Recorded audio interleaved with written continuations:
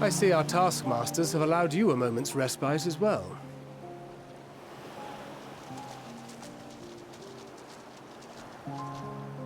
You have to hand it to these alchemists. They are determined to see this endeavor of theirs succeed. I've never been one for blind optimism, but I sincerely get the sense they're close to a breakthrough. They had better be, or all this effort was for naught. The peoples of Eorzea, of the Far East, of Thavner, children of this star united in common cause against a dire threat. Yet ere they succumbed to suicidal madness, were not the Telophoroi born of her body as were we? They who cling to life and the promise of the morrow's dawn, against they who desire death and an ending of their own orchestration.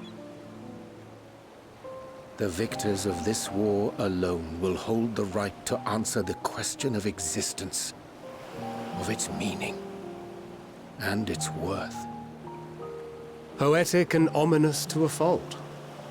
That said, if it's an existential debate in nature, then our arguments might not be as persuasive as you'd think.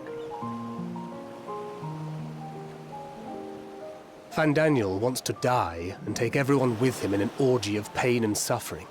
An utterly vile and unforgivable idea.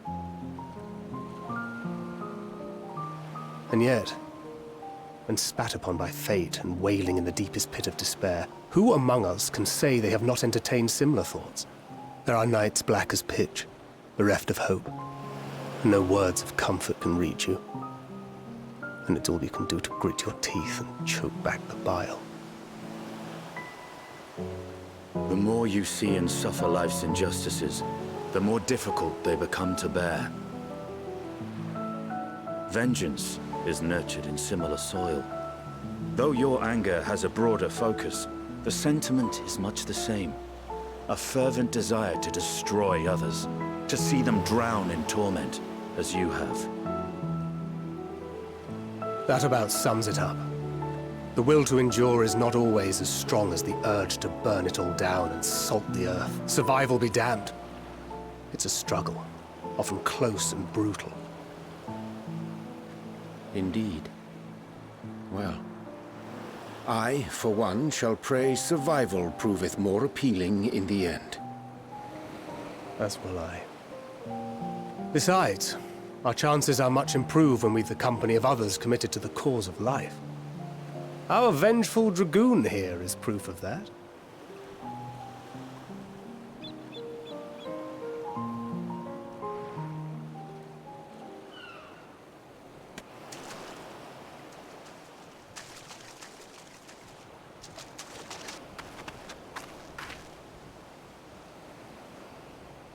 What is it? What did you see?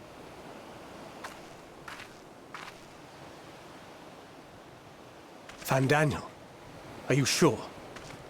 If he knows we've been working on a countermeasure. It holds. The vessel holds!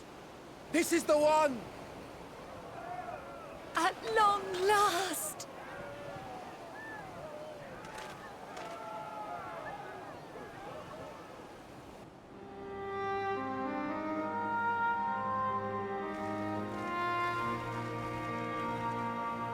Look! We have finally created a talisman strong enough to withstand our experiments! We've named it a warding scale for the time being. With this in your possession, your soul should be completely shielded from corruptive ether. Afforded such protection, any one of us may approach the towers without fear. Thou hast mine admiration. 'Tis an invention of historical significance. I thank you for your kind words. But I would prefer you keep them unsaid until we test the talisman's efficacy in the field. It is for the next stage of our plan that we summoned you in the first place, to accompany me to the Tower of Zot. Should the scale prove effective, as I very much hope it will, then you'll have little to do. But should the effect be weaker than anticipated, I must ask that you restrain me, or knock me senseless.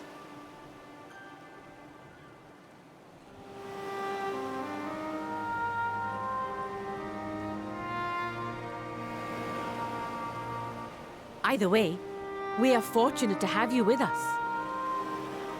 Nidana, are you certain you wish to do this?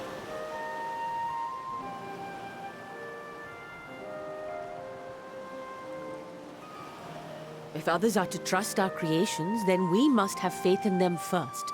And as the senior researcher, it falls to me to lead by example. But should I fail to return, then learn what you can from this attempt and apply it to the next. Our work must continue. Is that clear?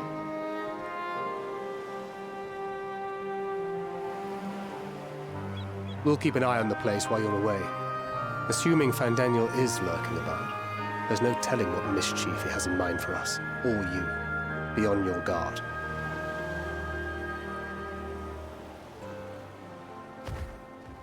Shall we be on our way? I'll have one of the soldiers at the hatchery prepare us a boat, and we can set out from the northern shore. I'll see you there.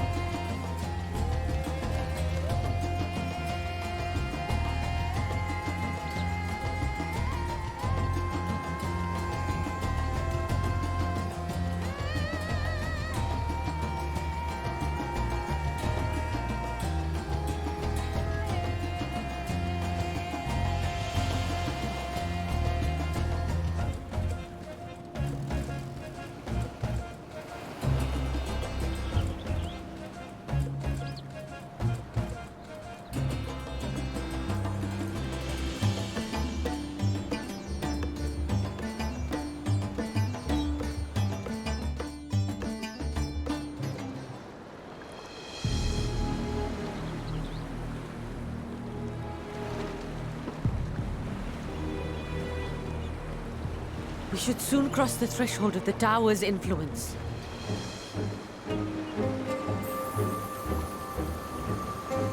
Any moment now.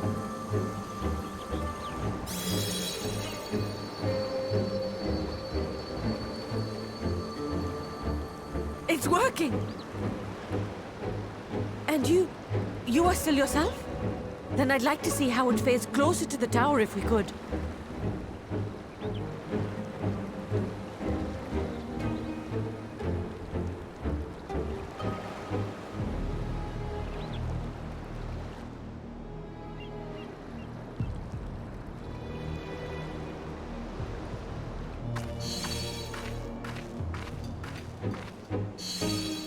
So far, so good. The scale's protection appears to be holding. If we can just make it to the tower's entrance.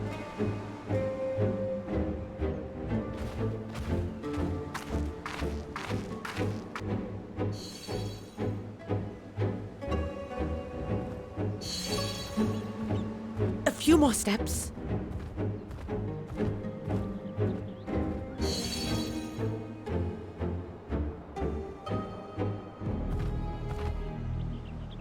Praise be to the sisters, we made it! And the scale has proven itself to be everything we hoped it would be. Now we can focus on production. Once we've equipped and returned with an entire survey team, this menace will soon give up its secrets. What?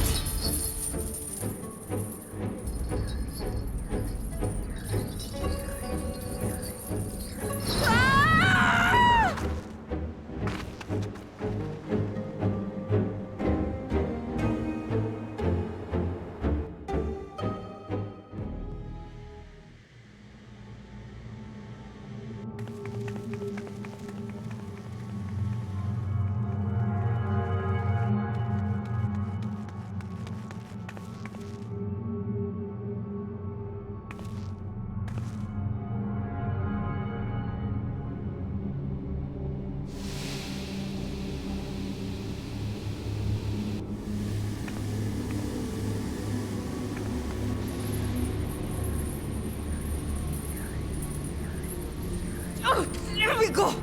Oh, let me go! Oh! Oh, do calm down. You'll only hurt yourself thrashing about like that. Stop! Oh, you can't do this! Please!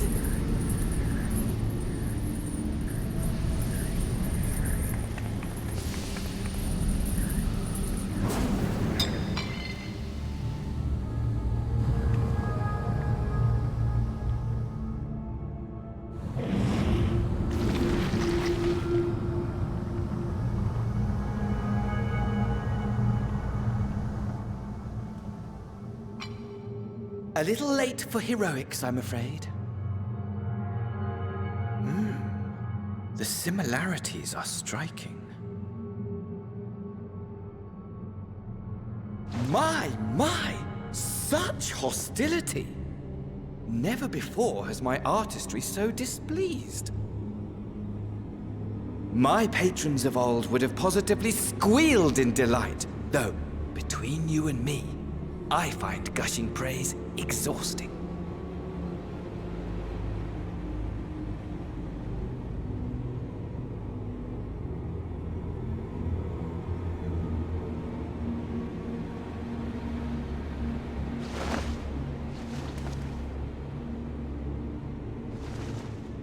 Allow me to tell you a story. Surely you've yet to hear the one about Van Daniel, the sundered Ascian. I inherited the position and the soul of the Van Daniel who sat on the convocation in the time of the final days, theoretically speaking. Practically speaking, that fact is of no consequence. I was born and lived as, well, me.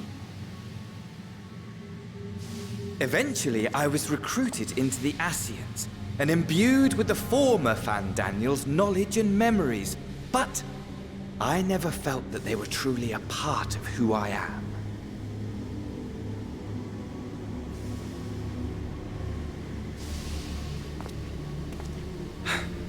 How to explain? Perhaps if I told you who I was before my Ascian embrace, although that chapter too is a past I've long since discarded. I have it on good authority you've poked your nose into an Allegan ruin or two. Yes? Then I expect you've heard of me. The old me.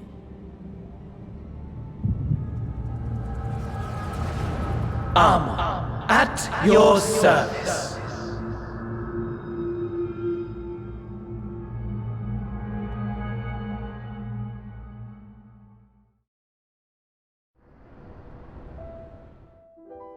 Imagine a nation of unbridled prosperity.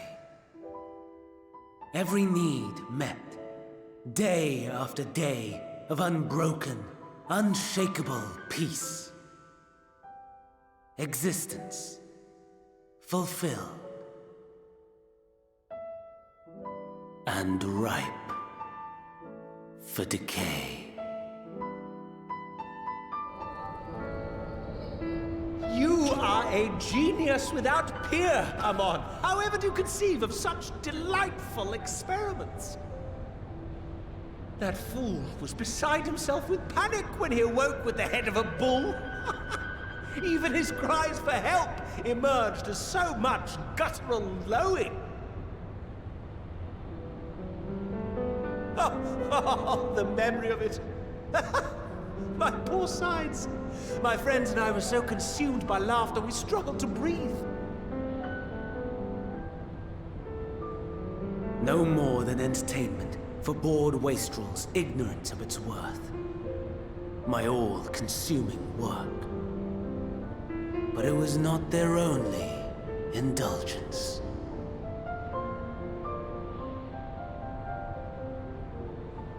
For they were ever hungry for stimulation. Slaves to the slightest hint that amusement was afoot. Our nation was ailing, but I would see the poison purged. I resurrected a legend. Our first and greatest emperor.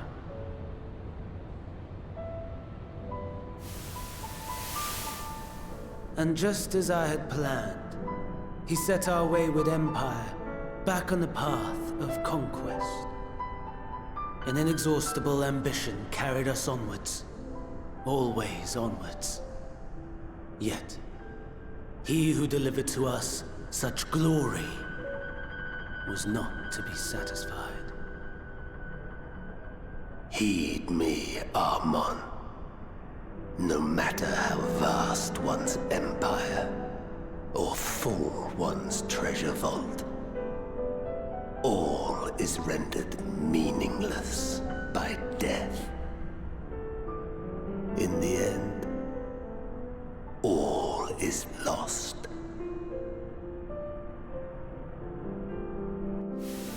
You know as well as I that the Emperor stands to lose this war, and so I have come to claim you. For while your methods leave something to be desired, we cannot deny the results of your work. And as fortune would have it, the seat of Fandaniel, your rightful seat, lies vacant and waiting. Take your place amongst your peers, rather than die a pointless death amidst the ashes of your doomed nation. Send one of your clones to the Crystal Tower that you might see for yourself. See what lies ahead.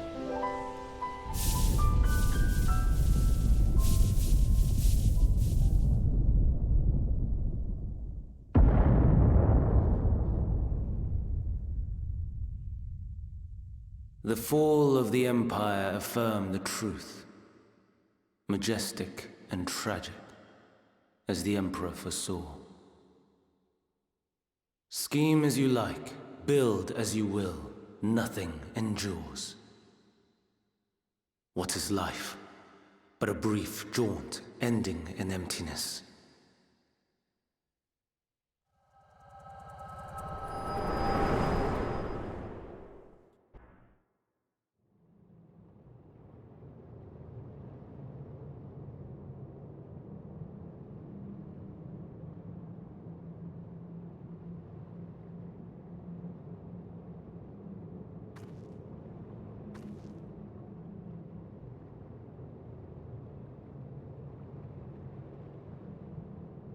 So easily distracted. Why, I almost left without saying farewell. As for your friend, you needn't worry. These pawns are far more useful to me alive as fuel for the primals. If you attempt to pull them free, they will die.